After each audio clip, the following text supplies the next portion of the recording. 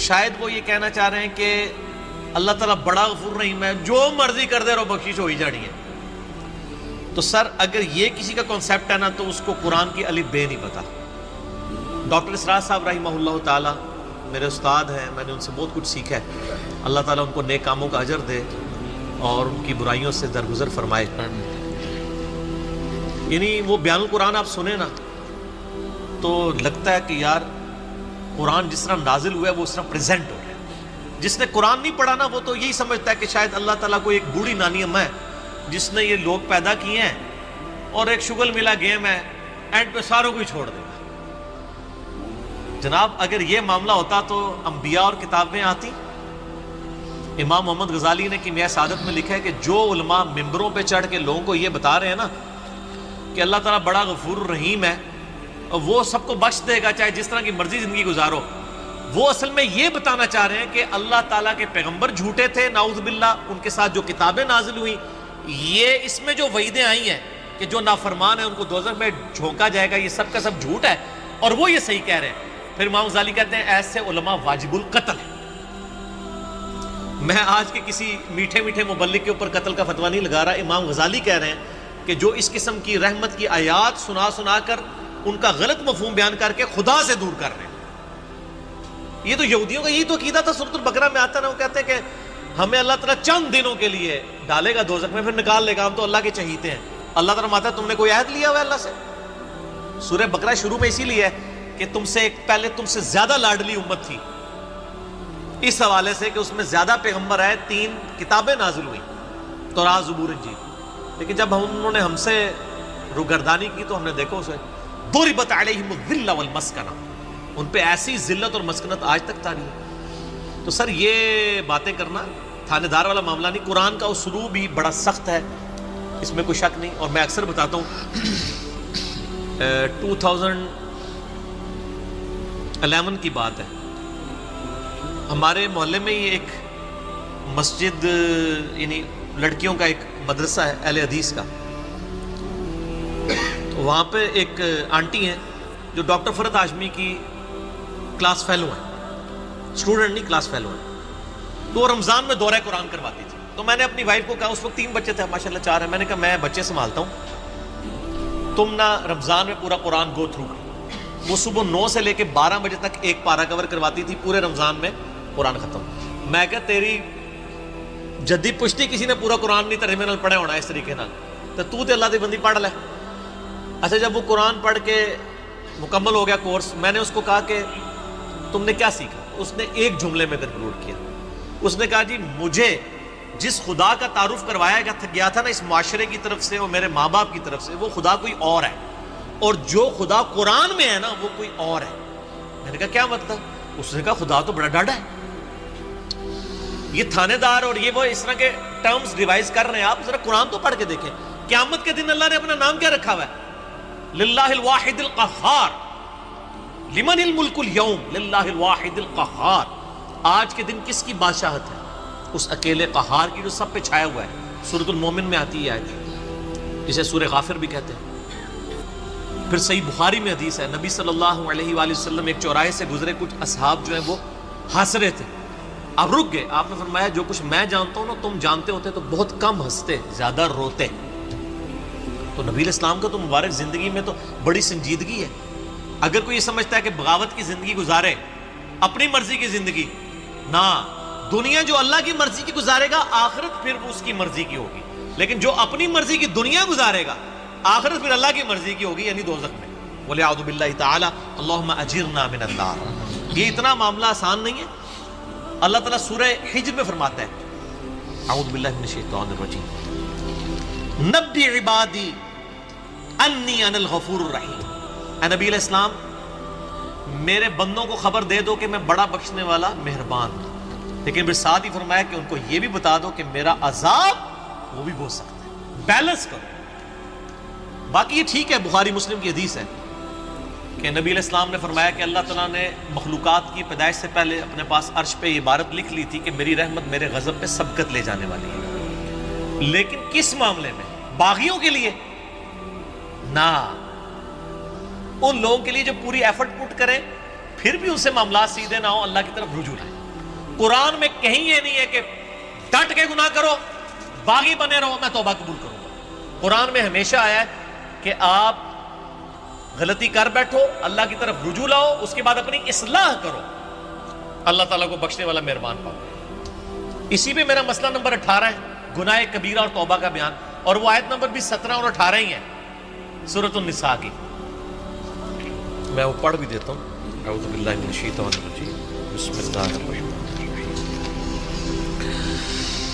انما التوبۃ علی اللہ، اللہ کے ذمہ ہے ان لوگوں کی توبہ قبول کرنا۔ کن لوگوں کی توبہ؟ للذین یعملون السوء بجہالۃ، جو گناہ کر بیٹھے جہالت میں، انجانے میں ان سے غلطی ہو جائے، گناہ ہو جائے، ثم یتوبون من قریب، اس کے بعد فوراً توبہ کر لے کہ یا اللہ غلطی ہو گئی، کو فجر کے بعد لیٹ اٹھا کہ یا اللہ معاف کر دے، کوشش تھی، الارم نہیں سن سکا، میں ابھی پڑھتا ہوں مجھے معاف کر دے، اس طرح۔ تو جو پڑھے ہی نہ، اوکے جی اللہ تعالیٰ نے کہا میں بڑا غفور رحیم ہوں۔ پورے قرآن میں میرا چیلنج ہے طارق جمیل صاحب کو بھی، میں ان کی بڑی عزت کرتا ہوں، بلکہ سب سے زیادہ میں نے ان کا دفاع کیا ہے جب ان کے خلاف ناسبیوں نے بھونکنا شروع کیا ہے۔ میں ان سے بڑی محبت کرتا ہوں، میں ایسٹ سمجھتا ہوں امت کے لیے، لیکن میں طارق جمیل صاحب سے پوچھتا ہوں پورے قرآن میں کہاں لکھا ہے کہ باغی رہو تو میں معاف کروں گا؟ قرآن تو کہہ رہا ہے اللہ کے ذمہ ان لوگوں کی توبہ کا قبول کرنا ہے جو جہالت میں گناہ کر بیٹھے، ثم یتوبون من قریب، اس کے بعد فوراً توبہ کر لیں، فاولئک یتوب اللہ علیہم، پس ایسوں کی توبہ ہے اللہ فرماتا ہے میرے ذمہ۔ وَكَانَ اللَّهُ عَلِيمًا حَكِيمًا، اور اللہ تعالیٰ علم والا اور حکمت والا ہے، علم ہے اس کے پاس لیکن اس کی حکمت ہے، ڈھیل دیتا ہے کہ چلو توبہ کر لیں۔ اور اگلی آیت وَلَيْسَتِ التَّوْبَةُ، اور اس کی تو کوئی توبہ قبول نہیں ہوگی، یہ میں نہیں کہہ رہا ہوں طاہر جمیل صاحب، یہ اللہ کہہ رہا ہے، لِلَّذِينَ يَعْمَلُونَ السَّيِّئَاتِ، جو کہ گناہ کرتا ہے، حَتَّى إِذَا حَضَرَ أَحَدَهُمُ الْمَوْتُ، یہاں تک کہ جب اس کی موت کا وقت آ جاتا ہے، قَالَ إِنِّي تُبْتُ الْآن، وہ کہتا ہے یا اللہ میں اب توبہ کرتا ہوں۔ وَلَلَّذِينَ يَمُوتُونَ وَهُمْ كُفَّارٌ، اور نہ ہی ان کی توبہ قبول ہوگی جو کفر کی حالت میں مرے، یعنی وہ پہلے مسلمانوں کا ذکر ہو رہا ہے، کافروں کو اللہ نے الگ کر دیا ہے، یعنی ایسے مسلمان جو موت کے وقت توبہ کریں ان کی بھی توبہ قبول نہیں اور کافروں کی بھی۔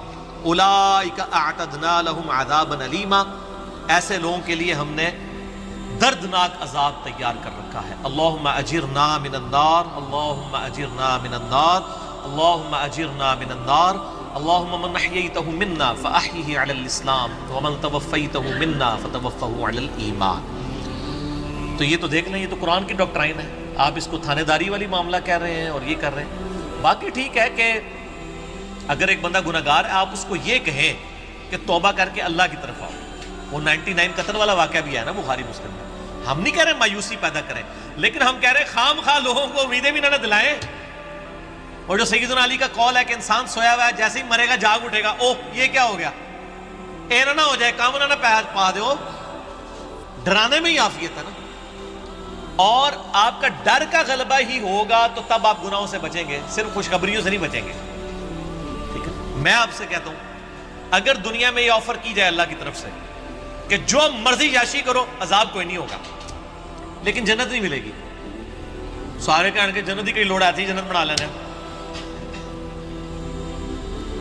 پریکٹیکل چیک کر لیں۔ اور اس کے بدلے میں اگر یہ بات کی جائے کہ جی آپ دنیا میں اللہ کی تابع فرمان بن کے رہو، ادروائز آپ کو دوزخ میں جھونک دیا جائے گا، کوئی بچت نہیں ہوگی، تبھی لوگ اللہ کی طرف آئیں گے۔ آپ اگر یہ بھی لالچ لوگوں کو دیں کہ نیک عمال کرو گے تو جنت ملے گی، برے عمال کرو گے تو کچھ نہیں ہوگا، کوئی نہیں کرے گا جب تک آپ ڈر نہ۔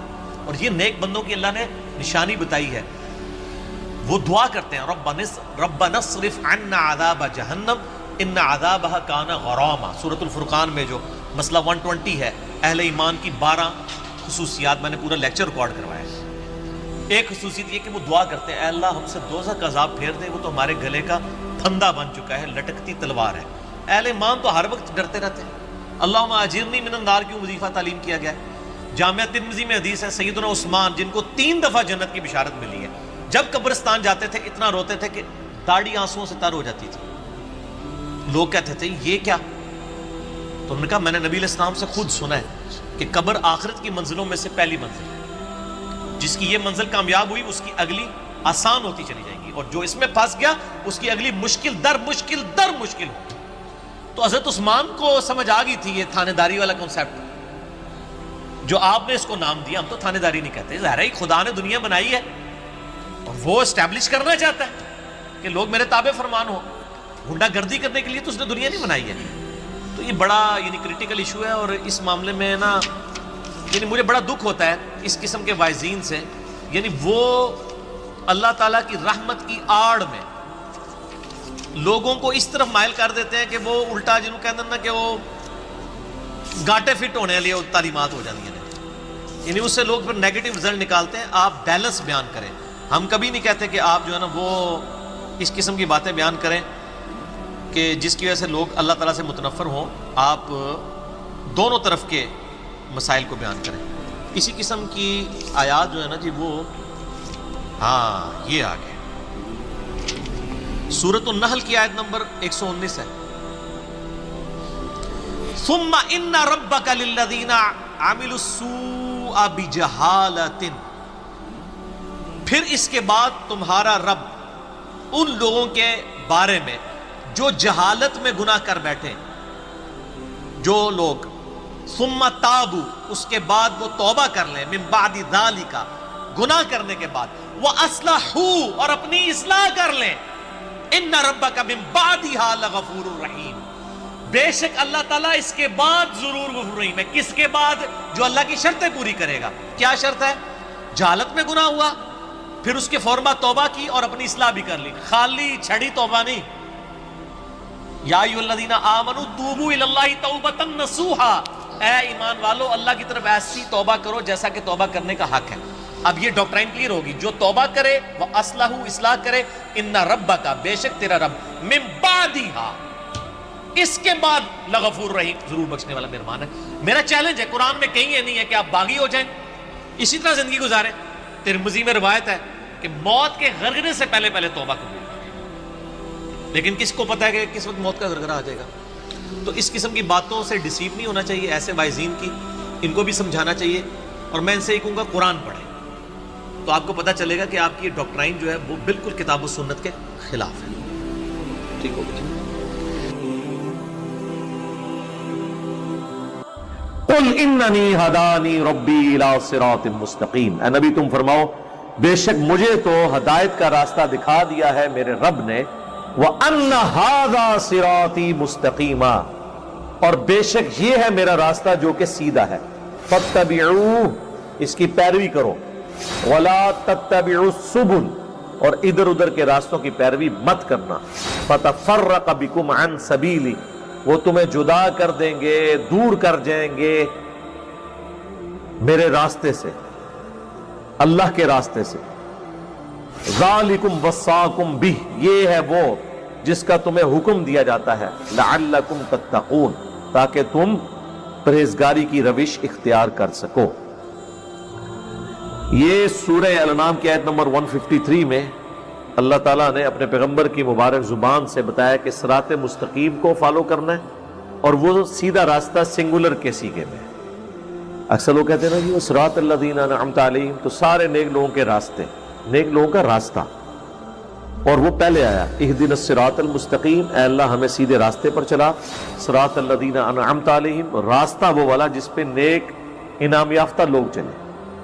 تو وہ راستہ پیغمبر کا ہوتا ہے، بزرگوں کا نہیں ہوتا۔ بزرگوں نے بھی، چاہے وہ اہل بیت ہوں، صحابہ ہوں، یا آپ کے بنائے ہوئے اولیاء یا اللہ کے بنائے ہوئے اولیاء، سب نے راستے پہ چلنا ہے، راستوں پہ نہیں کہ چاروں راستے ہیں، چاروں ہی حق کے اوپر ہیں، نہیں، راستہ ایک ہی حق پر ہے جو نبی علیہ السلام کا مبارک راستہ ہے۔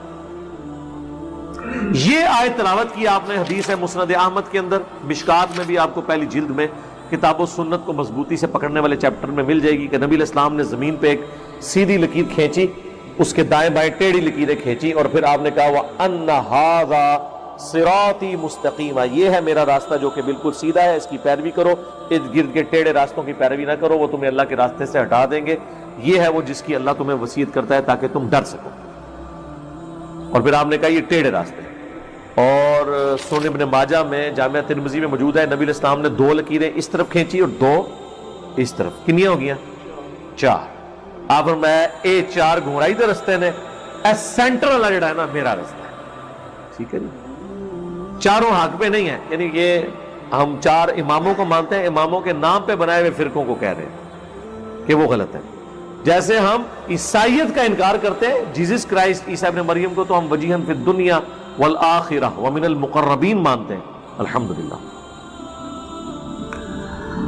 ثم آتینا موسیٰ الکتاب، اس کے بعد ہم نے موسیٰ علیہ السلام کو کتاب دی، تماما علی الذی احسن، جو پوری نعمت کی ان کے اوپر، کتاب دی پوری کر دی نعمت ان پر جو نیک عمل کرتے تھے، وَتَفْصِيلًا لِكُلِّ شَيْءٍ، اور تفصیل ہر چیز کی، وَهُدًى وَرَحْمَةً، اور ہدایت اور رحمت، لَعَلَّهُمْ بِلِقَاءِ رَبِّهِمْ يُؤْمِنُونَ، تاکہ وہ اپنے رب کی ملاقات کے اوپر ایمان لے کر آئیں۔ یعنی قرآن سے پہلے بھی اللہ تعالیٰ نے تورات نازل کی جس کے ذریعے ہدایت دی بنی اسرائیل کو، اور وہ کتاب ان لوگوں کے لیے ہدایت اور رحمت کا سبب تھی۔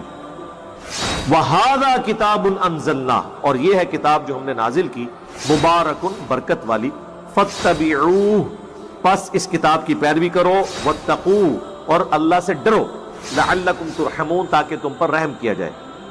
أَن تَقُولُوا إِنَّمَا أُنزِلَ الْكِتَابُ عَلَى طَائِفَتَيْنِ مِن قَبْلِنَا، ہم نے قرآن تمہیں اس لیے دیا تاکہ تم قیامت کے دن اللہ کو یہ گلہ نہ کر سکو کہ ہم سے پہلے 2 بھاری گروہوں کے اوپر، یعنی یہودیوں اور نصرانیوں، یہودیوں اور عیسائیوں کے اوپر تو کتابیں نازل ہوئی تھیں، تعلیمات آئی تھیں، وَإِن كُنَّا عَن دِرَاسَتِهِمْ لَغَافِلِينَ، اور ہم تو اس طرح کی کسی کتاب سے ناواقف تھے، تو دیکھو اللہ نے تمہیں بھی کتاب دے دی ہے، ٹھیک ہے۔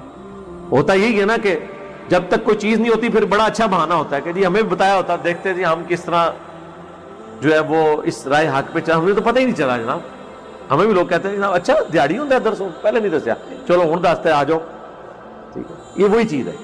تو اللہ نے فرمایا کہ یہ گلہ کوئی نہ کرے کہ ان پہ تو کتابیں نازل ہوئی تھی اس لیے وہ ہدایت پہ تھے، ہمیں کتاب ملی ہوتی تو لو پھر آگے ہمارے پیغمبر۔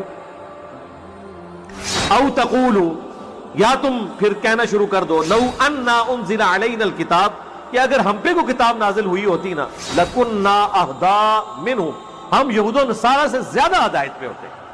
یا اللہ ایک بار آزما کے تو دیکھ۔ ہاں ویسے جو حضور کے جانثار تھے انہوں نے ثابت کیا یہ بات، لیکن یہ ٹونٹ ان لوگوں کو کیا جا رہا ہے کہ جن کے پاس ہدایت آئی ہے تو وہ دشمن بن گئے۔ فَقَدْ جَاءَكُمْ بَيِّنَةٌ مِّن رَبِّكُمْ، تو پس آ گیا ہے، تمہارے پاس آ گئی ہے روشن دلیل تمہارے رب کی طرف سے، وَهُدًى وَرَحْمَةً، اور ہدایت اور رحمت۔ فَمَنْ أَظْلَمُ مِمَّنْ كَذَّبَ بِآيَاتِ اللَّهِ، تو اس سے بڑھ کر ظالم کون ہے جو اب اس قرآن کی آیات کو، اللہ کی آیات کو جھٹلا دے، وَصَدَفَ عَنْهَا، اور اس سے روگردانی کر دے۔ سَنَجْزِي الَّذِينَ يَصْدِفُونَ عَنْ آيَاتِنَا، ان قریب ان لوگوں کو جو ہماری آیات سے منہ موڑ لیتے ہیں، سوء العذاب، برا عذاب دیا جائے گا، بما كانوا يصدفون، بسبب اس کے کہ جو راہ حق سے وہ اناد کیا کرتے تھے۔ هل ينظرون الا ان تأتيهم الملائکہ، کیا تم اس بات کے انتظار میں ہو کہ اللہ کے فرشتے نازل ہو جائیں عذاب لے کر؟ او یأتی ربک، یا تمہارا رب خود آ جائے، یعنی قیامت کے دن آنا نا، وجاء ربک والملک صفا صفا۔ او یأتی بعض آیات ربک، یا اللہ کی طرف سے کوئی بڑی نشانی آ جائے عذاب کی شکل میں تم پر۔ یوم یأتی بعض آیات ربک، پھر اس روز جب کہ نشانی آئے گی نا تمہارے رب کی طرف سے کوئی ایسی، لا ینفع نفسا ایمانہا، تو پھر کسی ایمان لانے والی جان کے ایمان کو اللہ قبول نہیں کرے گا جب منہ مانگا معجزہ دے دیا جائے گا۔ تو ایسا ہوا نہیں ہے، لیکن پہلے سنت ہے، جس طرح کہ اونٹنی کا معجزہ آیا تو پھر قوم سمود کی توبہ اللہ نے قبول نہیں کی۔ لم تکن آمنت من قبل، جو کہ پہلے ایمان نہیں لایا ہوگا اس وقت ایمان لانا اسے نفع نہیں دے گا. او کسبت فی ایمانہا خیرا، یا پہلے اس نے اپنے ایمان کے ساتھ کوئی نیکی نہیں کی ہوئی تھی تو وہ اس کے کام نہیں آئے گی. پھر قُلْ انتظروا، اے نبی تم فرماؤ کہ انتظار کرو، انا منتظرون، بے شک میں بھی انتظار کرنے والا ہوں. ان الذین فرقوا دینہم، یہ وہ آیت آگی جو ہم نے اپنے منہج کے اوپر لکھ کے لگائی ہوئی ہے. اس کے اوپر میں کافی تفصیل سے پہلے بول چکا ہوں پچھلی قرآن کلاسز کے اندر.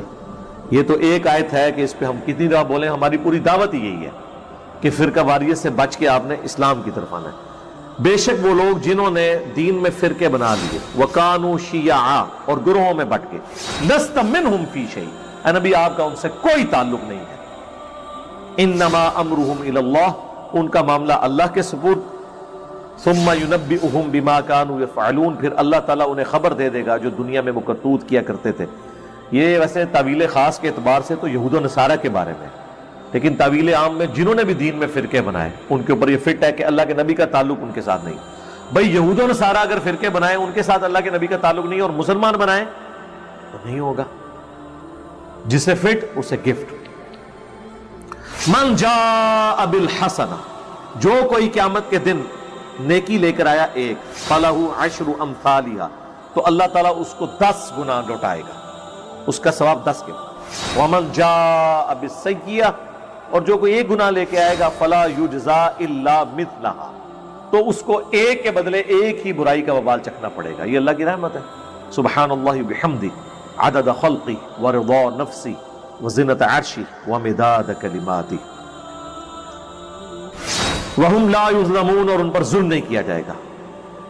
اب وہ مشہور آیات آ رہی ہیں جو میں نے کئی ایک لیکچرز میں پڑھی ہیں.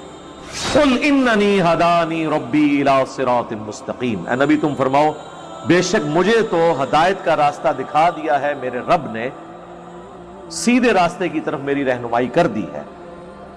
دینا قیما ملت ابراہیم حنیفا، جو دین قائم ہے ابراہیم کی ملت ہے جو سب سے ٹوٹ کر ایک اللہ کے ہو گئے تھے. وما کان من المشرکین، اور وہ شرک کرنے والوں میں شامل نہیں تھے. قل ان صلاتی، اے نبی فرما دیجئے بے شک میری نماز، ونسکی، اور میری قربانی، ومحیایا، اور میری زندگی، ومماتی، اور میری موت، للہ رب العالمین، سب کچھ اللہ کے لیے. یہ جناب رکت انگیز آیات ہیں، گھنٹوں بولا جا سکتا ہے، لیکن اس صورت کو کنکلوڈ کرتے ہیں لا شریک لہ، میں اس کے ساتھ کسی کو شریک نہیں ٹھہراتا، اس کا کوئی شریک نہیں ہے. وَبِذَلِكَ أُمِرْتُ، اور مجھے بھی اسی بات کا حکم ہوا ہے. وَأَنَا أَوَّلُ الْمُسْلِمِينَ، کہ سب سے پہلے میں اپنے آپ کو مسلم، سر تسلیم خم کرنے والا، تابع فرمان ڈکلیئر کروں. نبی الاسلام کے لیے آیا کہ آپ کے سب سے پہلا مسلم میں ہوں، سب سے پہلے میں اپنے رب کے سامنے سرنڈر کرتا ہوں. قُلْ أَغَيْرَ اللَّهِ أَبْغِي رَبًّا، اے نبی ان سے فرماؤ کہ کیا میں اللہ کے سوا کسی اور ہستی کو اپنا رب مان لوں؟ وَهُوَ رَبُّ كُلِّ شَيْءٍ، جبکہ وہ ہر چیز کا پالنے والا ہے. وَلَا تَكْسِبُ كُلُّ نَفْسٍ إِلَّا عَلَيْهَا، اور کوئی نہیں کماتا شخص مگر وہ اس کا ذمہ دار خود ہوتا ہے. یعنی جو کوئی دنیا میں کرتوت کرے گا بھگتنے اسی کو پڑیں گے، کوئی جان کسی کا بوجھ اٹھانے والی نہیں ہوگی. اور وہ آگے بات آ بھی گی ساتھ ہی اس کے ساتھ. وَلَا تَزِرُ وَازِرَةٌ وِزْرَ أُخْرَى، اور کوئی بوجھ اٹھانے والی کسی دوسرے کے گناہوں کا بوجھ نہیں اٹھائے گی. ثُمَّ إِلَىٰ رَبِّكُمْ، اس کے بعد لوٹ کر تمہیں جانا ہے، مرجعکم، اپنے رب کی طرف. فَيُنَبِّئُكُمْ بِمَا كُنْتُمْ فِيهِ تَخْتَلِفُونَ، تو وہ تمہیں بتا دے گا جو کچھ تم دنیا میں اختلاف کیا کرتے تھے. لیکن وہاں پتہ لگنے کا فائدہ نہیں ہے. اگر یہود و نصارہ کو، قادیانیوں کو مرنے کے بعد اللہ کے حضور پیش ہو کے پتہ چلا کہ یہ حق ہے اور یہ باطل، تو واپس نہیں وہ دنیا میں آ سکتے. وَإِذَا مَسَّ الْإِنسَانُ ضُرٌّ دَعَا رَبَّهُ مُنِيبًا إِلَيْهِ، اور جب انسان کو کوئی تکلیف پہنچتی ہے تو وہ اپنے رب کو پکارتا ہے بڑے رجوع کے ساتھ، بڑی لمبے ہاتھ اٹھا کے اللہ کی طرف متوجہ ہوتا ہے.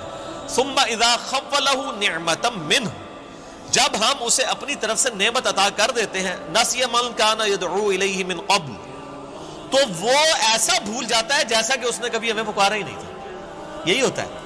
یعنی دنیا میں لوگ اللہ کو پکارتے ہیں، اللہ تعالیٰ مصیبت پریشانی حل کر دیتا ہے، اس کے بعد وہ یا تو اور ہستیوں کی طرف اس تکلیف کے دور کرنے کو منسوخ کرنا شروع کر دیتے ہیں، یا وہ کہتے ہیں جی میری تو پلاننگ ہی بڑی چنگی سی، دیکھو نا میں اس ٹائم بڑا منو سمجھ آ گئی سی کیا ہونا ہے تو میں کر لیا سی، تو انہوں اللہ نے بندہ جنی مرضی سمجھ آ جائے، اللہ کے سامنے تو اتنے فیکٹرز ہیں کہ کسی بھی انسان کو کسی بھی وقت وہ آنے واحد میں ہیرو سے زیرو اور زیرو سے ہیرو کر دے، اس کے لیے کوئی مسئلہ ہے؟ یعنی انسان کی ساری پلاننگز دھری رہتی، جیسا کہ مولا علی رضی اللہ تعالیٰ عنہ علیہ السلام کا قول ہے کہ میں نے اپنے ارادوں کے ٹوٹنے سے اپنے رب کو پہچانا ہے، یعنی میں پورا ارادہ کر لیتا ہوں، سارے کے سارے سرکمسٹانسز فیوریبل ہوتے ہیں میرے لیے، ڈن، اچانک پتہ ہی نہیں چلتا کہ یہ کیا ہو گیا، ایسا ہو جاتا ہے میرے بھائیوں۔ اور یہی چیزیں بیسیکلی اللہ تعالیٰ اپنا آپ انسان کو دکھاتا ہے کہ کوئی شخص اللہ تعالیٰ سے کبھی بھی آزاد نہیں ہو سکتا، حتیٰ کہ آپ دیکھ لیں سورۃ الکہف میں آیا کہ اے نبی علیہ السلام کبھی ایسا نہ ہو کہ آپ یہ ایک بات کہیں کہ میں کل یہ کام کروں گا اور آپ انشاءاللہ نہ کہیں، ایسا کبھی نہیں ہونا چاہیے، انشاءاللہ کے ساتھ کہنا ہے۔ اگر وقت کے پیغمبر کو یہ بات کی جا رہی ہے، ہمارے محبوب صلی اللہ علیہ وآلہ وسلم کو، کہ آپ نے کبھی مستقبل کے بارے میں انشاءاللہ کے بغیر بات نہیں کرنی، کبھی نہیں کرنا ہے میں کام کروں گا، مگر یہ کہ انشاءاللہ ماشاءاللہ کے ساتھ، کیونکہ انسان تو صرف ان فیکٹرز کو دیکھ رہا ہوتا ہے نا جو آپ کے سامنے، ہم نے کئی بار چیزیں دیکھی ہیں ہر فیکٹر کاؤنٹر کرتے ہیں، میرے جیسا تو وہمی بندہ کوئی شاید چھوڑتا ہی نہیں ہے، پھر بھی کچھ کوئی نہ کوئی پاک نکل آتی ہے بچوں، کیوں نکل آتی ہے؟ انسان کبھی آزاد نہیں ہوتا اللہ سے، اس کی تقدیر سے کبھی آزاد نہیں ہو سکتا، اسی لیے الحمدللہ عرصہ دراز سے ہم اپنی پوری ایفرٹ کر کے اس کے بعد اللہ پر ہی توقع رکھتے ہیں، اور میں یعنی جتنا اپنے دنیاوی معاملات میں یا دین کے کام میں ریسورسز کو مینیج کرنے میں وہمی ہوں نا، اس سے زیادہ میں الحمدللہ عرصہ دراز سے اللہ کے بارے میں وہمی ہوں کہ جب کچھ میں سب کچھ کر لیتا ہوں نا، اور مجھے سب سے زیادہ جس چیز کی ٹینشن ہوتی ہے نا وہ اللہ کی ہوتی ہے کہ اللہ تعالیٰ کو رکاوٹ نہ ڈال دیں، اللہ کی طرف متوجہ رہتا ہوں ہر معاملے میں، اور اس کا میں نے پھر پازیٹیو رزلٹ دیکھا ہے کہ میرے بگڑے ہوئے کام جس میں نے کئی چیزیں اوور لک کی بھی ہوتی ہیں وہ پھر اللہ نے سنبھالی ہوتی ہیں، وہ خود بخود ریزالو ہونی شروع ہو جاتی ہیں، پتہ ہی نہیں چلتا کہ کہاں سے اللہ تعالیٰ معاملات کو سیدھا کرتا ہے۔ وَمَن يَتَّقِ اللَّهَ يَجْعَل لَّهُ مَخْرَجًا وَيَرْزُقْهُ مِنْ حَيْثُ لَا يَحْتَسِبُ، یہ قرآن کی آیت ہے سورہ طلاق کی، جو کوئی اللہ پر تقوی اختیار کرے گا ہم اس کو وہاں سے رزق دیں گے کہ اسے گمان بھی نہیں ہوگا۔ ان اللہ بالغ امری، اللہ تعالیٰ اپنے کاموں کو پورا کر کے رہتا ہے، اللہ نے جو ارادہ کر لیا ہے نا جس کام کو بلوغت تک لے کے جانے کا وہ اس نے کر دیتا ہے، لیکن قد جعل اللہ لکل شیء قدرا، لیکن ہر چیز کے لیے اللہ نے ایک اندازہ مقرر کر رکھا ہے، یعنی جب وہ وقت آئے گا نا تبھی وہ معاملات ہوں گے، اس سے پہلے نہیں ہو سکتے، آپ جتنا مرضی ٹل لگا لیں، جس چیز کا جو وقت ہے وہ اسی وقت پہ ہو۔ تو اللہ تعالیٰ فرماتا ہے کہ یہ جب ہم ان کو عطا کر دیتے ہیں پھر یہ فوراً اللہ کو بھول جاتے ہیں۔ وہ میں اگلے دن وہ قاسم علی شاہ صاحب کی ایک ویڈیو دیکھ رہا تھا، انہوں نے بڑی اچھی بات کی واصف علی واصف صاحب کے حوالے سے، وہ کہہ رہے تھے کہ وہ بتا رہے تھے کہ اللہ کی طرف آپ کی توجہ اور توکل کا لیول کیا ہونا چاہیے۔ ایک تو وہ توکل ہے جو ہمیں واعظین کی تقریروں میں نظر آتا ہے، ان کی کتابوں میں نظر آتا ہے، پریکٹیکلی وہ 1% اللہ پہ توکل نہیں کرنے والے ہوتے ہیں۔ اگر اللہ پہ توکل ہو تو وہ اپنے چاہنے والوں اور مریدین سے چندے اکٹھے نہ کر رہے ہوں اور ایک ایک چیز کی ٹینشن کر رہے ہوں، تو وہ ایسے معاملات نہیں ہوتے۔ وہ میرے ایک دوست ہیں، یہ واقعہ آپ نے یاد رکھ رہے ہیں، میں دوبارہ آپ کو قاسم علی شاہ صاحب والا بعد میں سناتا ہوں، مجھے ایک اور واقعہ یاد ہے۔ میرے ایک دوست ہیں تو وہ کہتے ہیں کہ میرے ساتھ ایک پیر صاحب کے بیٹے جو ہے نا وہ کالج میں پڑھتے تھے، تو وہاں پہ کافی وہ عرس وغیرہ لگتا تھا، بڑے دور دراز سے لوگ آتے تھے، تو کہتے ہیں کہ وہ جب جن دنوں میں عرس ہوتا تھا نا تو وہ پولیس کو بار بار فون کر رہے ہیں کہ جناب سیکیورٹی کا بڑا خیال رکھنا ہے لوگوں دی جی، یعنی یہ لوگ آتے ہیں، پچھلی بار بھی آیا ہو گیا سی ہے، کیا ہوا سی جیب کٹ گئی تھی۔ میں نے دیکھا کہ پیر خانے پہ یا عرس پہ لوگ جا رہے ہوں، لوگ ان کو وہاں پہ مار رہے ہوں کہ یہاں ادھر کیا کرنے آئے ہیں، وہ تو بیچارے بڑے کمزور لوگ ہیں جو عرسوں کے خلاف ہیں، نہ ان کے پاس یہ کیپیبلٹی کہ وہ مارنے والے تو دوسری پارٹی ہیں۔ تو کہتا میں نے اس کو کہا یار تم اتنی ٹینشن کو لیتے ہو، مطلب جو آ رہا ہے اس کو کہنا ہے جی اللہ تو بندے ہوئے جیبا کٹ جان گے سانو کہ دین گے تھے آگے، یہ اس نے خود بول کے کہا اس نے کہا ہمارے مریدین کی اگر جیبیں کٹ گئیں تو یہ ہمیں کیا دیں گے، تو ہمیں ان کی جیبوں کی زیادہ فکر ہوتی ہے، اور مریدین اس لیے سے جا رہے ہیں کہ پیر صاحب جو ہے نا وہی ہماری حفاظت کرنے والے ہیں، اور پیر صاحب آپ کی جیب کی حفاظت کے لیے خود پولیس کے محتاج ہیں، آپ اندازہ کر لیں۔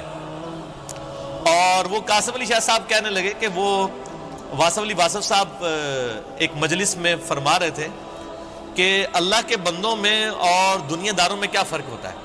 وہ کہتے ہیں اللہ کے بندے جو ہوتے ہیں نا، ان کو کوئی اگر پتھر بھی مار دیتا ہے نا آ کے، تو ان کو پتھر مارنے پر بھی غصہ نہیں آتا، وہ اوپر دیکھ کہتے ہیں یا اللہ خیر ہے، وہ غلطی ہوگی، کیوں یہ حقیقت بات ہے کہ فاعل حقیقی اللہ ہے، یہ ذہن میں رکھیے گا۔ آپ کو جو مخلوق کی طرف سے تکلیف بھی پہنچتی ہے نا، اس کا فاعل حقیقی بھی اللہ ہے، کیونکہ جو ہزاروں تکلیف کے درمیان ہرڈل بنا ہوا ہے اسی نے اجازت دی ہے نا کہ چلو ایک چونڈی انہوں وڈ لے جائے، کیونکہ ہزاروں تکلیفیں تو اس نے آلریڈی بلاک کی ہوئی ہیں، ہمیں تو پتہ ہی نہیں کہ کہاں کہاں سے۔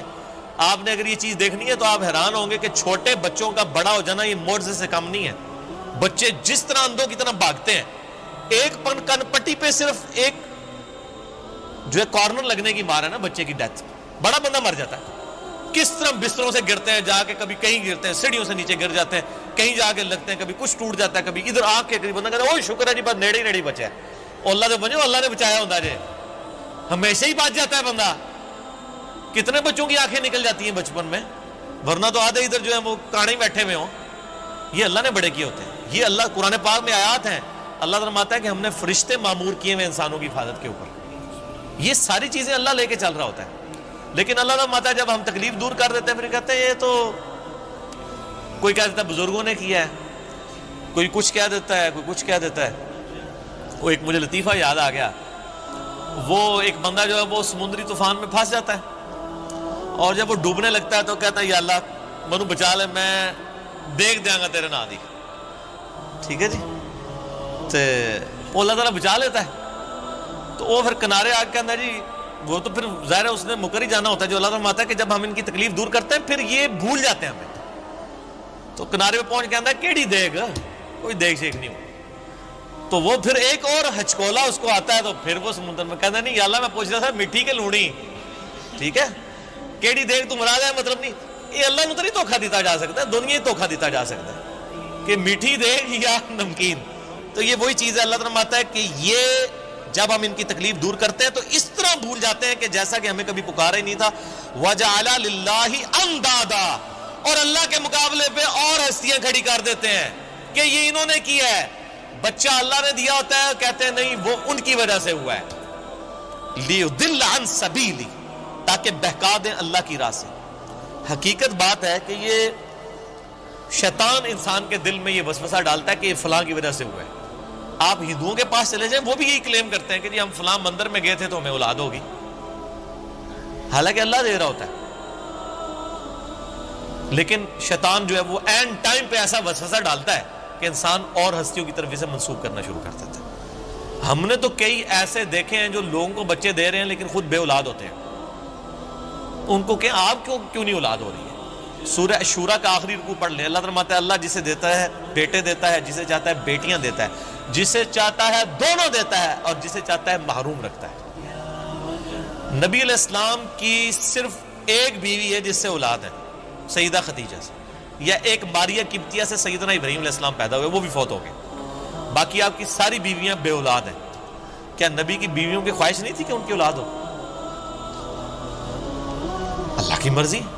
سیدہ عائشہ محبوب ترین بیوی ہیں، جوانی کی عمر میں بیوہ ہوئی ہیں، کوئی اولاد نہیں ہے، اللہ ان کو ایک بچے ہی دے دیتا کہ حضور کے بعد انہوں نے 47 سال تک زندہ رہنا تھا، کہ چلو ان کی ایک دل جوئی کا معاملہ ہو جاتا کہ 18 سال کی عمر میں بیوہ ہو گئی ہیں، ایک بچہ ہوتا تو ان کی زندگی بھی اس کے سارے گزر جاتی۔ نہیں، یہ اللہ کے فیصلے ہیں۔ قل تمتع بکفرک قلیلا، اللہ کا اس پہ غضب دیکھیں، اللہ فرماتا ہے نبی ان سے فرمائیے کہ یہ جو تم کفر کر رہے ہو نا، اور یہ جو لطف اٹھا رہے ہو ہماری نعمتوں سے کہ تمہیں ہم کوئی نعمت دیتے ہیں تو تم اور ہستیوں کی طرف منسوخ کرتے ہو، اٹھا لو تھوڑی دیر کے لیے دنیا کی زندگی میں، انک من اصحاب النار، پھر تو تم مرنے کے بعد دوزخیوں میں ہی شامل ہوگا انسان۔ یہ سنگولر کے سیغے سے نا ایز اے ڈاکٹرین یہ لفظ استعمال ہو رہا ہے کہ تو اٹھا لے جو کچھ تو نے نفع اٹھانا ہے دنیا کی زندگی میں، تو منسوخ کر لے مخلوق کی طرف، پھر تو نے مر کے نا ہمارے پاس جب آنا ہے تو آگ ہی تیرا مقدر ہوگی، دنیا میں تو نے جو کچھ کرنا تھا وہ کر لیا۔